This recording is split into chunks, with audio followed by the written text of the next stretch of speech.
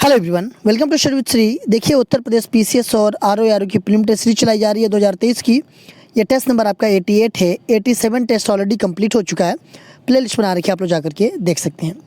देखिए, अगर आप किसी भी स्टेट पीसीएस की प्रिपरेशन कर रहे हैं, जैसे कि BPSC, MPPSC, Jharkhand PCS, Chhattisgarh PCS, Uttarakhand PCS, Himachal Pradesh PCS या फिर आरएस, तो आप मेरे टेस्ट सीरीज को देखिए, आपको काफ़ी फ़ायदा होगा। या किसी वनडे एग्जाम की प्रिपरेशन कर रहे हैं तो भी आप देखिए, क्योंकि जो भी क्वेश्चंस हैं वो सभी प्रतियोगिता परीक्षाओं के लिए काफ़ी इंपॉर्टेंट है। और देखिए, जो लोग फर्स्ट टाइम विजिट कर रहे हैं हमारे चैनल पे, चैनल को सब्सक्राइब कर लें। सब्सक्राइब करने के बाद से बेल आइकन को प्रेस कर लें कि मेरी जब भी वीडियो आए तो उनको नोटिफिकेशन मिल जाएगा। तो स्टार्ट करते हैं। फर्स्ट क्वेश्चन है, एनीराइड बैरोमीटर का प्रयोग किया जा सकता है ताप परिसर मापने में, सापेक्षिक आर्द्रता मापने हेतु, ऊंचाई मापने हेतु, अपेक्षिक आर्द्रता मापने हेतु। पूछा जा रहा है कि एनीराइड बैरोमीटर का प्रयोग किया जा सकता है। देखिए, एनीराइड बैरोमीटर का प्रयोग तो किया जाता है वायु दाब मापने के लिए, ठीक है, लेकिन इसकी सहायता से ऊंचाई का भी निर्धारण किया जा सकता है। तो ये हो जाएगा आपका सी ऑप्शन। निम्न कथनों पर विचार कीजिए। तीस्ता तथा दिहांग नदियाँ असम हिमालय का सीमांकन करती है। ब्रह्मपुत्र नदी हिमालय की सबसे पश्चिमी सीमा बनाती है। उपयुक्त कथनों में से कौन से कथन सही हैं? देखिए, पूछा जा रहा है कि जो तीस्ता नदी है और दिहांग है, ये दोनों नदियाँ जो हैं कि असम हिमालय का सीमांकन करती है।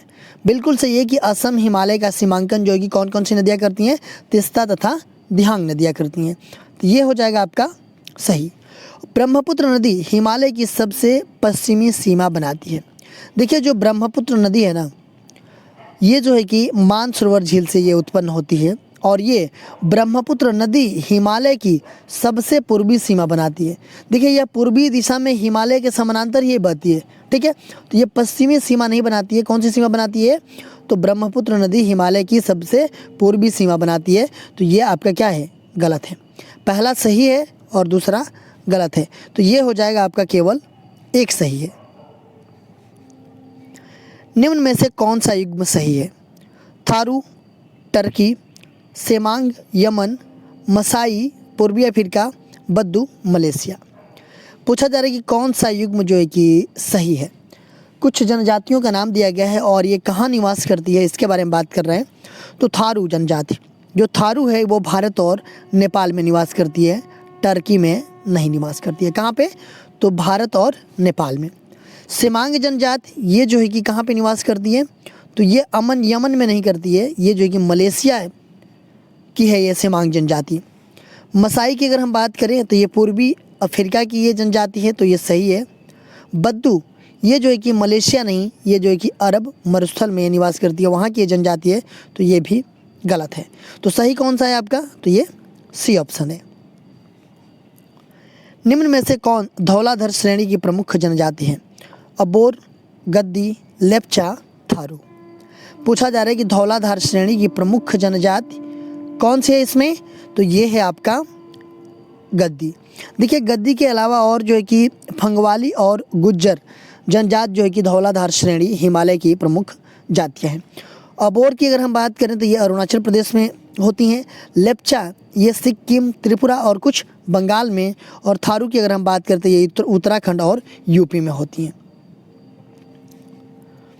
जलप्रपात एवं नदी से संबंधित गलत युग्म बताइए।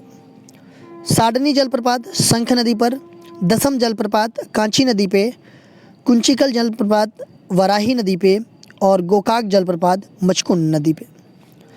इसमें कुछ जलप्रपात का नाम दिया गया और किस नदी से संबंधित है उसमें आपको गलत युग्म बताना है। देखिए, साडनी जलप्रपात ये कहाँ पे है? तो ये आपका शंख नदी पे है, ठीक है। दसम जलप्रपात कहाँ पे है? तो ये कांची नदी पे है। कुंचिकल जलप्रपात ये जो है कि वराही नदी पर है। और गोकाक जलप्रपात की अगर हम बात करें तो ये जो है कि आपका घाट प्रभा नदी पर है। कहाँ पे? कर्नाटका में। और मचकुंड नदी पे कौन सा है? तो ये जो है कि डुडुमा जलप्रपात है मचकुंड नदी पे। कहाँ पे? उड़ीसा में। तो ये आपका गलत है। तो ये हो जाएगा आपका डी ऑप्शन। निम्नलिखित में अशुद्ध युग्म है।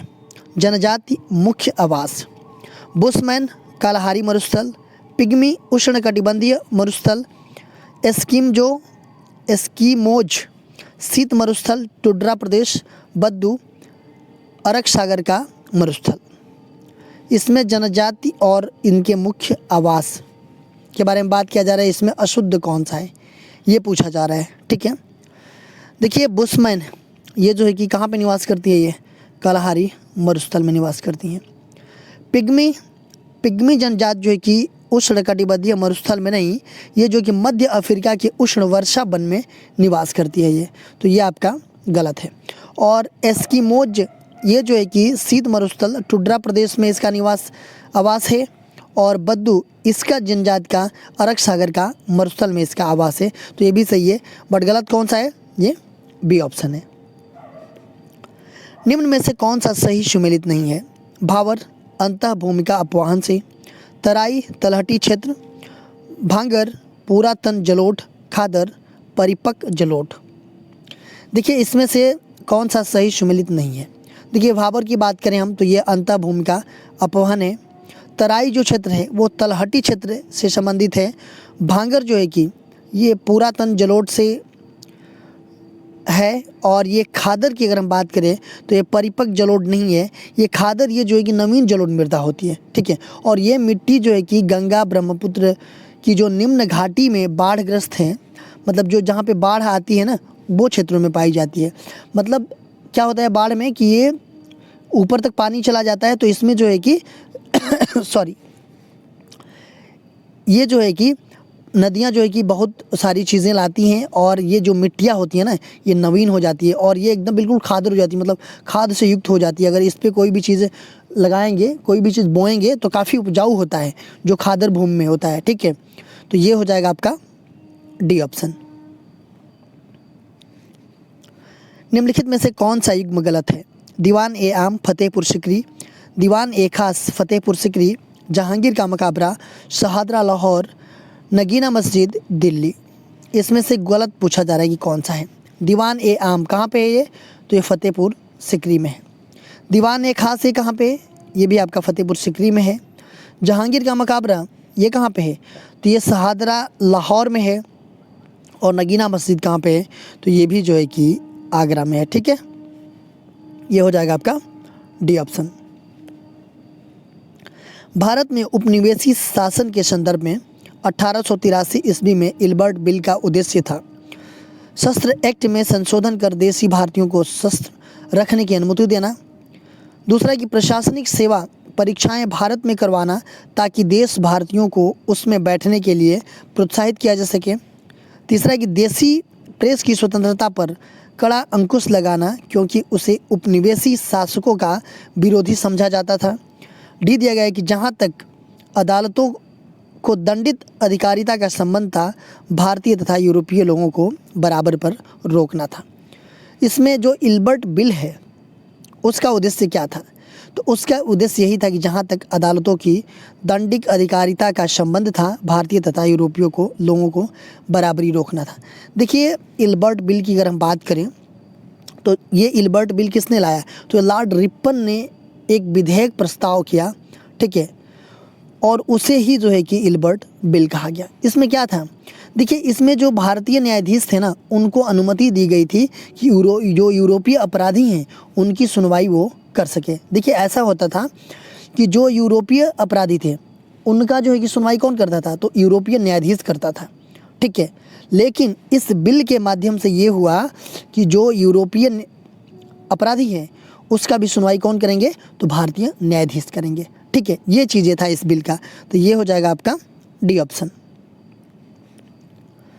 मुगल शासक एवं उनके मकबरे का गलत युग बताइए। हुमायूं का मकबरा दिल्ली में, अकबर का मकबरा सिकंदरा आगरा में, शाहजहां का मकबरा आगरा में, औरंगजेब का मकबरा दिल्ली में।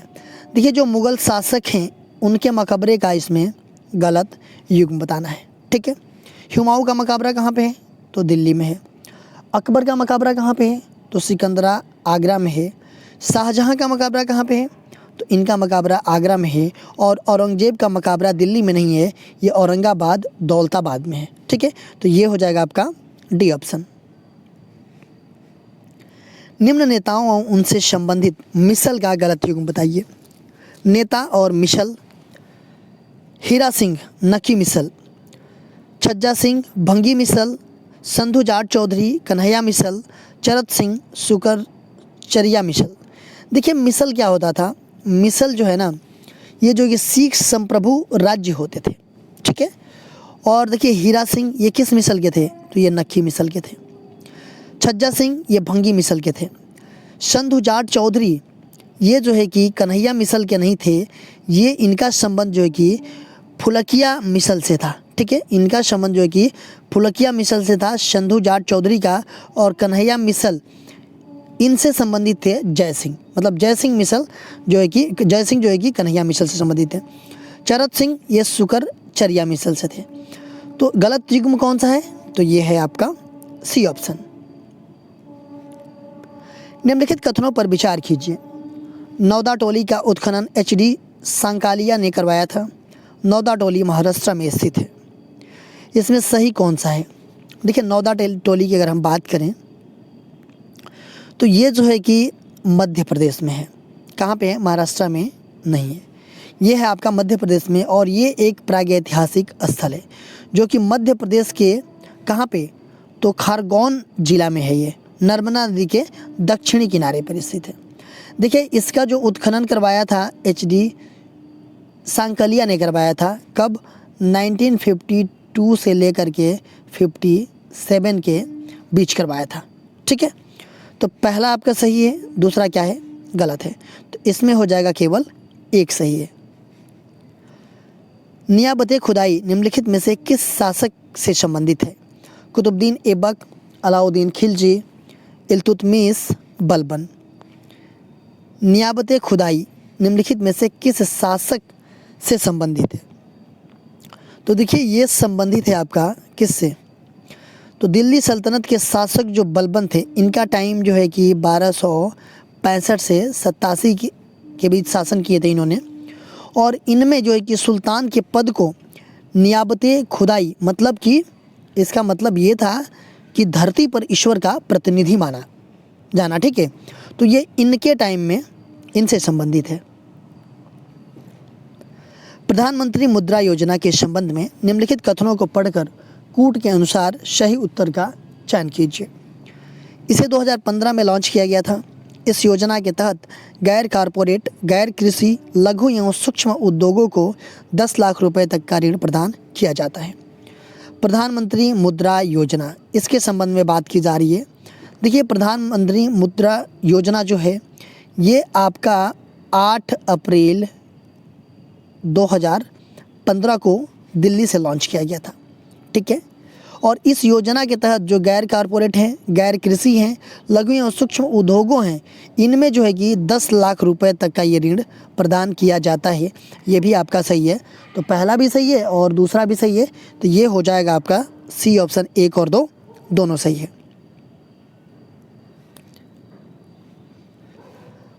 मंदिर एवं उनकी स्थापत्य शैली के संबंध में निम्न में से कौन सा युग्म सही सुमेलित है? पुरी का जो जगन्नाथ मंदिर है वो नागर शैली से है। एलोरा का कैलाश मंदिर ये भी नागर शैली।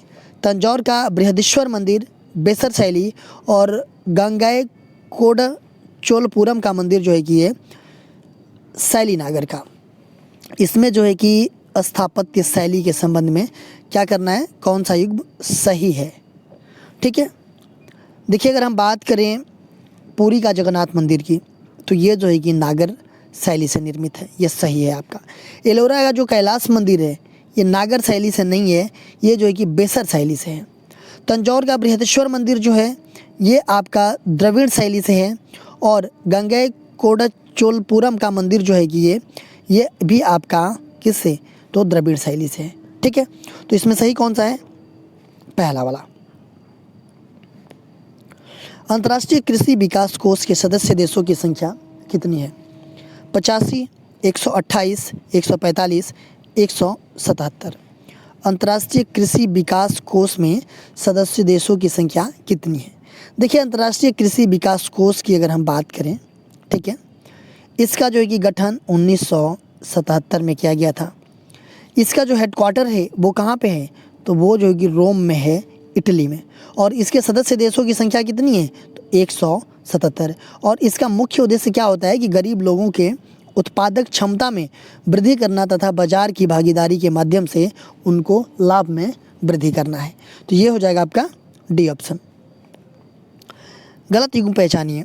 भारतीय औद्योगिक वित्त निगम लिमिटेड 1948, अंतर्राष्ट्रीय वित्तीय सेवा केंद्र 2020, भारतीय राष्ट्रीय भुगतान निगम 2008 और भारतीय लघु उद्योग विकास बैंक 1980। देखिए, जो भारतीय औद्योगिक वित्त निगम है लिमिटेड है, इसकी स्थापना कब हुआ था? तो 1948 में हुआ था। और इसका हेडक्वार्टर कहाँ पे है? तो न्यू दिल्ली में है। अंतर्राष्ट्रीय वित्तीय सेवा केंद्र, इसका स्थापना 2020 में हुआ था और इसका हेडक्वार्टर गांधीनगर गुजरात में है। ठीक है। भारतीय राष्ट्रीय भुगतान निगम, इसका जो है कि स्थापना 2008 में किया गया था और इसका हेडक्वार्टर कहाँ पे है? तो इसका हेडक्वार्टर जो है कि मुंबई में है। डी है कि भारतीय लघु उद्योग विकास बैंक, इसकी स्थापना जो है कि 1990 में किया गया था और इसका मुख्यालय कहाँ पे है? तो लखनऊ में है।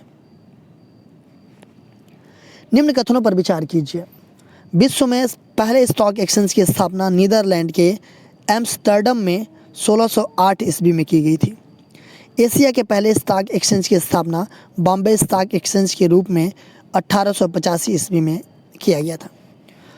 देखिए, जो विश्व का पहला स्टॉक एक्सचेंज है, इसकी स्थापना कहाँ पे हुआ था? तो नीदरलैंड में हुआ था। और एम्स्टर्डम, जो नीदरलैंड में एम्स्टर्डम है, वहाँ पे हुआ था और एम्स्टर्डम के नाम से ही हुआ था, लेकिन 1602 ईस्वी में की गई थी, 1608 में नहीं की गई थी। तो ये आपका गलत है। जो एशिया का पहला स्टॉक एक्सचेंज है, उसकी स्थापना कहाँ पे किया गया था? बॉम्बे स्टॉक एक्सचेंज है। ठीक है।